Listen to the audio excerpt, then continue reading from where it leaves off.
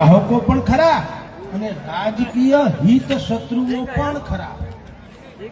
એવું ઈચ્છતા હોય કે ગાંધીજી ચિંધા માર્ગે અગર ક્યાંક આંદોલન હવે નજીકના ઇતિહાસમાં થતું હોય તો આ જેતપુરમાં થાય છે, હાલો એને સત્યાનાશ કરાવવા દે. આવી કેટલાકની મંશા હોય છે. નહીતર આ સ્વયંભૂ આ બેનું દીકરીઓ પણ આટલી, મેં તો ક્યાંય નજીકના 35 વર્ષથી પત્રકારત્વ ક્ષેત્રે છું, આટલો બહોળો જનસમુદાય સ્વયંભૂ પોતાની જમીન જાગીર બચાવવા અહીંયા ઉમટી પડ્યો હોય એવું તો નવરાત્રીમાં નથી ભાળવા મળતું. આટલા વડીલ તો એવું અહીંયા ખડકાઈ જાય છે. તો એ સૂચવે છે કે તમારી પીડા વાજબી છે, એટલે સરકારના ધ્યાને આ વાત પહોંચી ચૂકી છે. માટે આપને કહું છું, આપા એટલે કે દિમાગ ગુમાવતા નહીં, વાણીમાં પણ સંયમ રાખજો.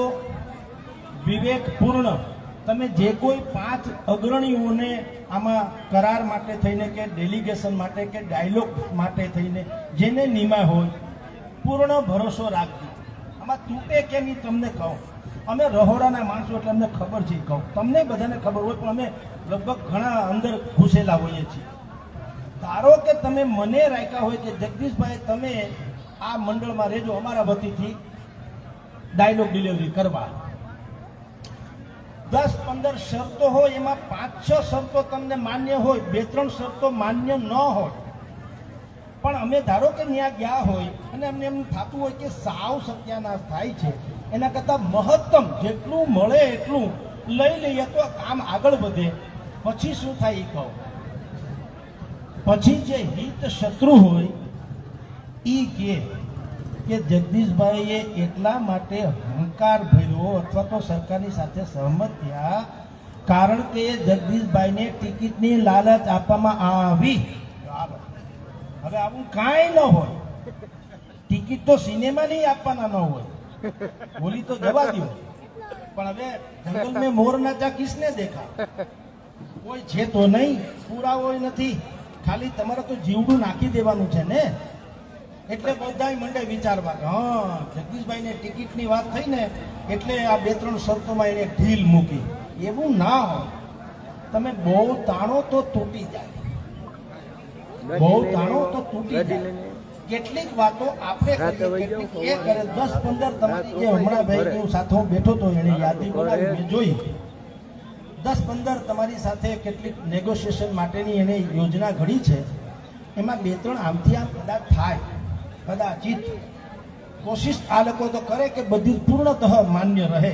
પણ માની લ્યો કે થોડી ઘણી ઇધર ઉધર થાય તો પણ તમારો ભરોસો તૂટવો ન જોઈએ, કારણ કે એ સહી કરીને નહીં આવે.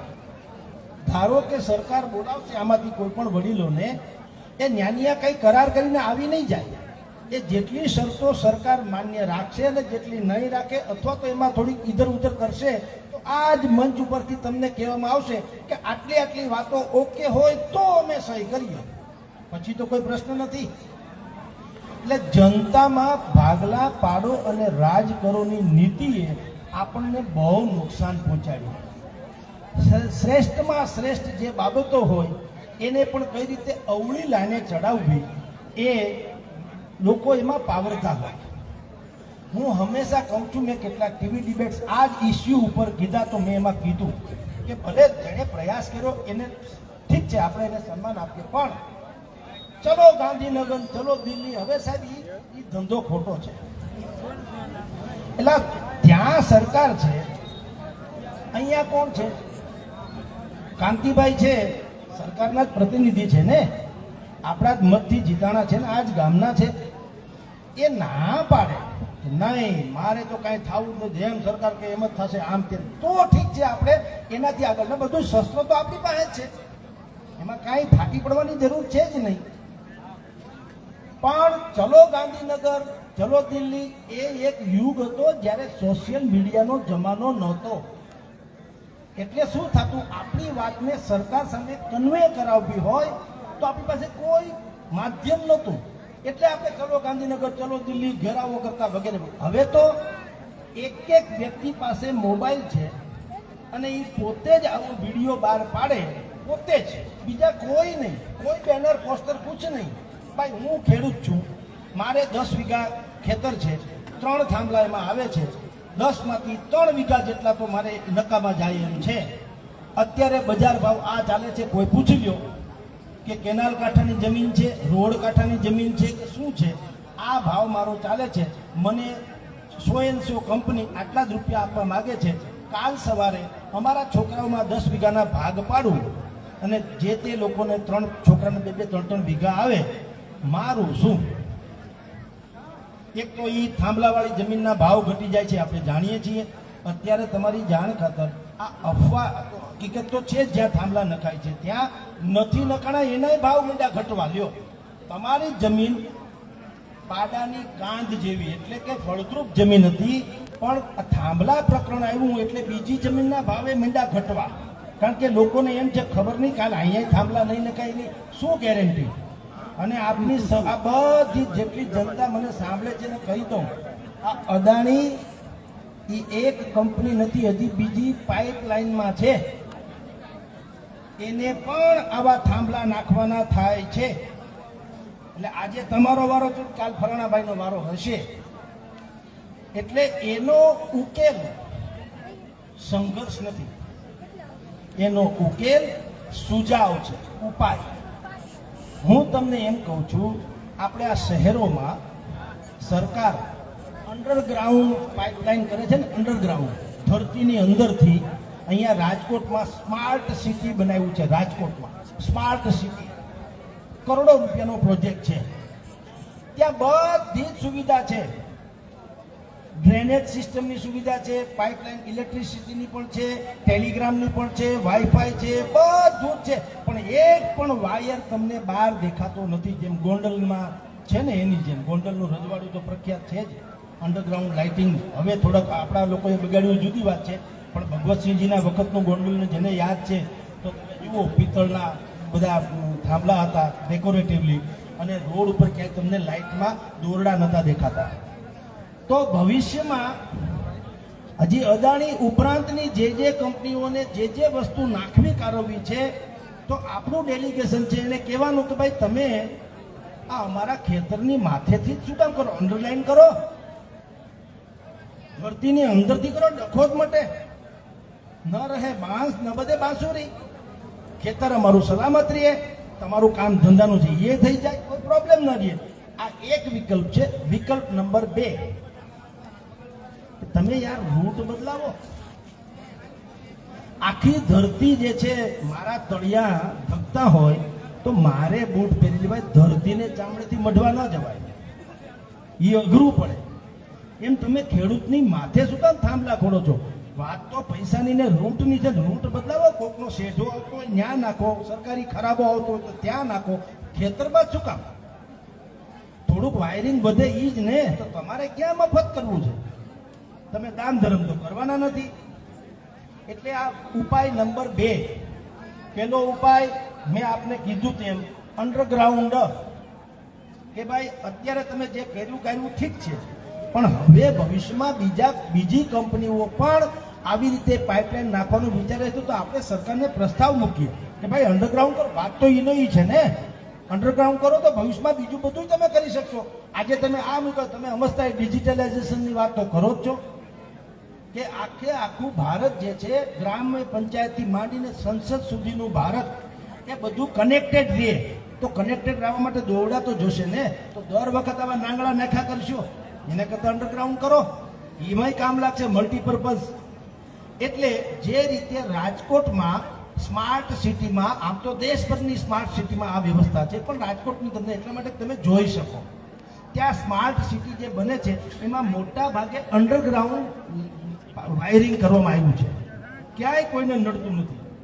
તો એવી રીતે આપણે એને પ્રસ્તાવ નંબર 2 આપીએ કે ભાઈ તમે આવું કરો. અને ત્રીજો નંબર, તમે સંપાદન કરી શકો નહીં. કારણ કે સંપાદન સરકારી યોજનામાં હોય. ડેમ બંધાવવો છે, રોડ બનાવવા છે, એરપોર્ટ બનાવવું છે, એમ્સ જેવી કોઈ હોસ્પિટલ બનાવવી છે, કે કોઈ પણ જાહેર હિતના કાર્યક્રમમાં સરકાર સંપાદન કરે, કોઈ ખાનગી કંપની કરી શકે નહીં. જમીન સંપાદન એવું ન ચાલે. અને તમે એમ જો કહેતા હો કે આ તો ગિફ્ટ, એક પ્રકારની ગિફ્ટ છે, કારણ કે આ વીજળી પેદા કરવાના છીએ. અત્યારે ઈરાન અમેરિકા ઝઘડે છે અને પેટ્રોલ પંપ પર લાંબી લાંબી લાઈનો થાય છે. આ લોકો એમ કહે છે કે ભવિષ્યમાં એવું ન થાય. આ વીજળી કાંઈ બધા એમ કે અદાણીભાઈ પોતાના ઘરમાં તો બલ્બ બનાવવાનું નથી, એ વીજળી તમને મને મળવાની ને. આપણે કહીએ કે વાત સાચી છે, તમે જરાય ખોટા નથી, પણ હું તમને ફ્રીજ ગિફ્ટમાં આપું કે આ ફ્રીજ મારા તરફથી તમને ગિફ્ટ ભેટમાં, પણ શરત એક, તમારે એ ઉમરા વસાડે રાખવાનું. એવું હાલે? એ ગિફ્ટ ન કહેવાય, તો કઠણાઈ કહેવાય. એટલે તમે અમને ગિફ્ટ આપો તો અમે એ ભોગવી તો શકવા જોઈએ. એમ તમે વાયર નાખો કાંઈ વાંધો નહીં, પણ એનો રૂટ તો બદલાવો. અને જો રૂટ બદલે એમ ન હોય, ચારે તરફ ખેતર છે, બે ઘડી માની લ્યો, તો તમે એનું ભાડું ચૂકવો ભાઈ. તમારા એરપોર્ટમાં ગાડી, જેમ બધાએ કીધું, એરપોર્ટમાં આપણે ગાડી કે ફોર વ્હીલ મૂકીએ છીએ, પછી કલાક ઉપરાંત થાય તો પૈસા લે છે ને ભાડાનું, પાર્કિંગ ચાર્જ. તો તમે થાંભલો પાર્કિંગ જ કરો છો ને, તમારું તો છે નહીં. તો અમારે ત્યાં અમારા ખેતરમાં તમારા થાંભલાને પાર્કિંગ કરાવો તો ચાર્જ દેવો પડે કે ન દેવો પડે? આ તો ધામણા છોકરાને ખબર પડે. ભલામાં તમે ખાલી ખાલી એમ કે અમને કઈ ટપો નથી પડતો, અમે હું ઉલ્લુ બની જાય, એવું નથી. બધાને બધી ખબર છે અને એને ખબર છે. આ તો જાગૃત થયું એટલે ડકે છે, નથી હોહરવા કાઢે એમ હતા. પણ ખબર પડી કે આ જેતપર વાળા છે ને અશ્વમેધ નાથો છે એટલે ડકે ચડ્યું છે. ધન્ય હો તમને. અને આટલી જાગૃતિ, જનતાની જાગૃતિ સિવાય લોકતંત્ર ક્યારેય તંદુરસ્ત નહીં હોઈ શકે. લખી રાખો. આ એક મુદ્દો નહીં, કોઈ પણ જાહેર સમસ્યા હોય, આપણે બધા શું કરીએ છીએ, દર્શકની જેમ એમ માનીએ કે કોક આપણું ભલું કરી દે. ભલા માણસ, તમને દર્દ થયું હોય, દવા હું ખાઉં તો મટે નહીં, તમારે જ ખાવી પડે. આ વાત સમજવી પડે. તમને આ પીડા તમારી છે. અત્યારે તમે આટલો સમૂહમાં ભેગો થયું છે ત્યારે નોંધ લેવાય છે ને. તમે કોઈ એક પક્ષને કે કોઈ એક જૂથને, કોઈ એક મંડળીને આ તમે આપી દીધું હોત કોન્ટ્રાક્ટ બેઝ ઉપર, તમે લડ્યા કરો તો એનો લડે. તમે કુંવારા માણસને એમ કહો ને કે મારે આટલું કન્યા જો, એ પેલા પોતાનું કર્યા વધે તો આપણે આટલું રાખીએ. તો એટલો બધો ભરોસો મૂકીને આપણે હાવ પાગલ થઈ જવાની જરૂર નથી. એટલે આપણે અહીંયા હું આવ્યો છું બિલકુલ નિષ્પક્ષ રીતે. કિસાનો જે છે આપણું હૃદય છે. ભલા માણસ જગતનો તાજ છે, એની આંખમાં આહું હોય કોઈ દી હોય તો હર્ષ ના હોય. એની છાતી ગજગજ ફૂલવી જોઈએ, છાતી કૂટાવી ન જોઈએ. છાતી કૂટે બેન દીકરી ધૂળ પડી આપણા અવતારમાં. 75% હજી આ અનાજ તમે પેદા કરો છો ત્યારે અમે લોકો, અમારી પાસે 1 વીઘો જમીન નથી અને સવારે નાસ્તો, બપોરે જમણવાર, સાંજે વળી નાસ્તો, સાંજે રાતના ભોજન ક્યાંથી કર્યા? તમે અંદર બળતરા કરો છો ત્યારે એ જે તે લોકોને ખબર પડવી જોઈએ કે અન્નકોટના દર્શન કરવાથી ઓડકાર નથી આવતો, એકાદ ઢેફલું મોઢામાં જાય ને ત્યારે મેળ પડે. અને નાનીમાંના ખેલ નથી. કાળજા બાળી નાખે એવો તડકો છે ને તોય તમે લોકો એ ખૂંપતા હો છો ખેતર, ત્યારે એનો મેળ પડે છે. બધાએ કોકને આપી દીધું એવું નથી. જે માન્યતા છે એ પણ ખોટી છે કે એમાંય શેઠાઈ આવી ગઈ છે, ક્યાંક હશે. પણ બાકીના મોટા ભાગના આજે ખેતરમાં આવી રીતે ખૂંદે છે ધરતીના ખોળા, ત્યારે એનો મેળ પડે છે. અને એ નથી એટલી મુશ્કેલી છે ત્યારે તો હિજરત કરી સુરતમાં હીરા અને કાયા બે ઘસવા જ આવી પડે. નહીતર કોને વાલું ન હોય ઘર? મારું વંદરાવન છે, રૂડું વૈકુંઠ નહીં આવું, કોને વૈકુંઠ ગમે? વંદરાવન રૂડું તો લાગવું જોઈએ. એ નથી એટલે આ બધો ડખો છે. એટલે આપ સર્વેને કહું કે 2-3 વાત હું અહીંયા કરવા આવ્યો. મને બધી જ ખબર છે અત્યારની સ્થિતિ શું છે, તે કાલ શું થાય ભલે ખબર નથી. સરકાર આ લખી રાખજો, યાદ રાખજો. પહેલી વાત, સંયમ બિલકુલ ગુમાવતા નહીં. તમને કોક આમ ચડાવે ને પોલિટિકલી પણ, તો પણ પ્લીઝ સંયમ એટલે કે આપા ગુમાવતા નહીં. તમારા વડીલો ઉપર ભરોસો રાખજો. એ લોકો કોન્ટેક્ટમાં છે ને કંઈ કમ નથી, તો તમે એને બનાવવા હોય ને વડીલો, એમને તો છીએ નહીં, તો એ બધા જે કંઈ ડાયલોગ ડિલિવરી કરે એના ઉપર એક ભરોસો રાખજો. એણે બધી યાદી બનાવી છે. મેં હમણાં ભાઈને આ સાહેબ બેઠા છે પ્રભુ, એણે બધી જ યાદી બનાવી છે, બહેતરીન યાદી બનાવી છે. મારે એની સાથે વાત, મેં કીધું બને એટલું તમે તારે ખેંચાય એટલું આપણી ફેવરમાં, કાંઈ વાંધો નહીં. કારણ કે સામે ખાનગી કંપની છે, સરકાર હોય તો આ વાત ન હોય તો હું કહું કે ભાઈ આપણે ખોટા છીએ, ભલે સરકાર લઈ જાય તો થોડું ઘણું ઈધું કરાવવા, કારણ કે વ્યાપક હિતમાં છે. આ વ્યાપક હિત ખરું પણ મોટું હિત તો કંપનીનું છે. તો મેક્સિમમ તમને મળે એવી કોશિશ કરાવશો, જેને ભાડું કહી શકાય. શું કામ કે જે ગલઢેરા છે અહીંયા ગામમાં રહે છે, છોકરાઓ તો શહેરમાં વયા ગયા, તો આ ગલઢેરા માટે પેન્શન જેવું કામ કરશે જો વળતર હશે તો. બાપા એકાદ વીઘો થાંભલાવાળી જમીન પોતાની રાખે ને બાકી બધી છોકરાઓના ખાતે કરી દે તો 1 વીઘો મહિને 25-50 હજાર કે જે કાંઈ બાંધણું થાય 25-50 હજાર રૂપિયા આવે તો એનું તો આખું જ્યાં સુધી રે ભગવાન એને રાખી ત્યાં સુધી નફી તો શકે. એટલે એ એક છોકરા જેવું થયું, છોકરાની કમાણી જેવું થયું, સમજી લો. એટલે આ પ્રકારની ડાયલોગ ડિલિવરી ચાલી રહી છે અને સરકાર પણ સમજે છે. એ તો તમને તાગતા હતા કે આ કેટલી હદે લડી શકે છે. જો ટળી જાય કોઈ પણ હિસાબે રાજકીય રીતે કે આમ કે તેમ તો જાન છૂટે તો ઉપકાર કર્યો કહેવાય. પણ હવે તમે લીધી મૂકી નહીં, હા કાર નીકળ્યો. એટલે હવે સરકાર એમાં બુદ્ધિપૂર્વક વિચારી રહી છે અને અહીંનું કંઠાણ નથી, જે બધું દિલ્હીનો ડખો છે. આપણે ઘણી વખત અહીં આપણા નજીકના હોય અને કોસતા હોઈએ કે ભલામણા તમે કંઈ કરી નથી એકદમ, પણ હવના હાથ બંધાયેલા છે. આપણે બધા બધું જાણીએ છીએ. આખું વાવાઝોડું ઉપરથી આવે ત્યારે મેળ પડે એમ. અને જ્યાં હવની હાથ જાજી છે તમે હું બે જાણીએ છીએ. પણ તમારી એકતા, તમારો સંયમ, તમારી શાલીનતા, તમારો વિવેક, તમારો આદર, તમારી આ પવિત્રતા, એની એટલી બધી સોડમ ત્યાં ગઈ છે કે લોકો ભડકીને ભાગે, આને અડાહે નહીં, આ ફૂટશે. એટલે આ જાળવી રાખજો. નથી જરૂરી કે રોજ તમે આટલા લોકો ઉપવાસ કરો કે અથવા તો બધા ડાયરા ભેગા થાય કે રોજે રોજ ઝઘડો, કુછ નહીં. આ ભાઈઓ બધા જે વડીલો સંતો મહંતો બેઠા બધું લડી લેશે, એ કરશે એની રીતે. જરૂર પડે ત્યારે તંત્ર બધા તમે આવજો, એનોય વાંધો નથી. પણ હવે એ બળાબળના પારખાનો સમય વયો ગયો, હવે કળાકળના પારખાનો સમય છે. તમારામાં બુદ્ધિ વધુ છે કે મારામાં બુદ્ધિ વધુ છે? એના જેવી ઓલા કે છે ને કે આમ વેવાઈને અહીંયા સામે જવાનું હતું તો કીધું કોઈએ જવાનડાને કીધું આ નદી ખાલી કરીને દૂધની ભરી દો એટલે તમે અહીં આવો તો અમે તમને દીકરી વરાવીએ, અમારે અહીંયા એવો નિયમ છે. જવાનડા હતા એને એમ થયું ભાઈ નદીમાં ઘી ભરાય એટલું ઘી તો આપણી પાસે છે નહીં.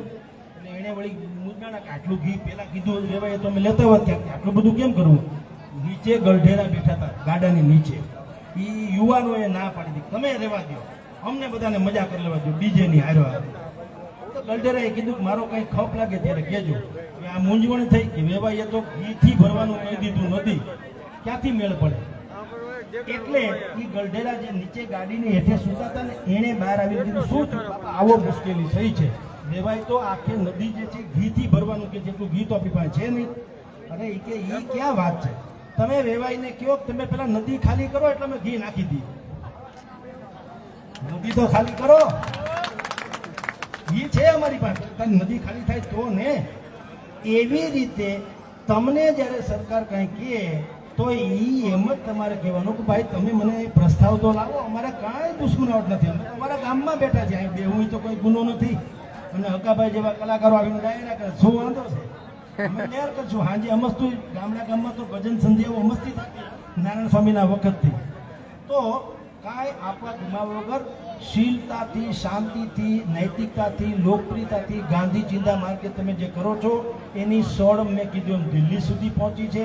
અચૂક કહું છું, અવશ્ય તમારા હિતમાં મેક્સિમમ થઈ શકે એટલું તમારા હિતમાં, એટલે કે કિસાનોના હિતમાં એ સરકારે નિર્ણયો જાહેર કરવા પડશે ને પડશે, એમાં કોઈ સંશય નથી. માટે માત્ર શ્રદ્ધા રાખજો અને લેશ માત્ર કોઈના ભરાવામાં આવી નહીં જતા. જેણે કોશિશ કરી છે એને થેન્ક યુ, એમાં ના નહીં, આપણે એને કર્યું ખોટું કર્યું એમ નથી કહેતા, પણ it's not a way of the solution. એ સમાધાનનો રસ્તો નથી, સમાધાન જુદી ઘટના છે. આપણે બધા સરકારને ખબર છે તમે કોણ છો. જનતા, કિસાન, પ્રજા, લોકપ્રિયતા, લોકચાહના, લોકતંત્ર શું છે એને બધાને ખબર છે. મુજ તણા ખારા નીર જોઈને મન ફેરે મર જીવા, મારા તળિયા કપાઈ જાય તને કુબેર વામણો લાગશે. એ આપણી પાસે છે બધી સુવિધા, સરકારને ખબર છે. પણ આપણે જો વેર વિખેર થયા આપણે જો વિપક્ષની ભાષા અને ઝઘડાની જ ભાષા બોલતા થયા તો ખેલ બગડી જશે.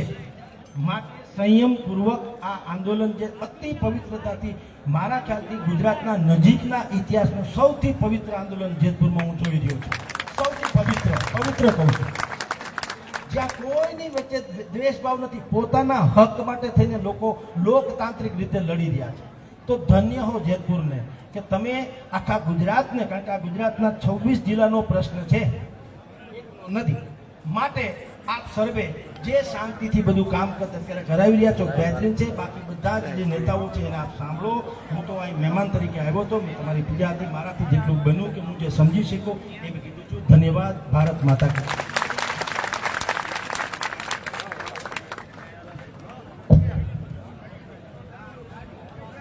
આભાર જગદીશભાઈ, ખૂબ સરસ વાત કરી.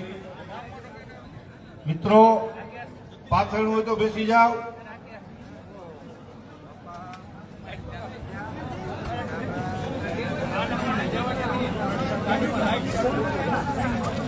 મિત્રો GJ01RF 7302 એક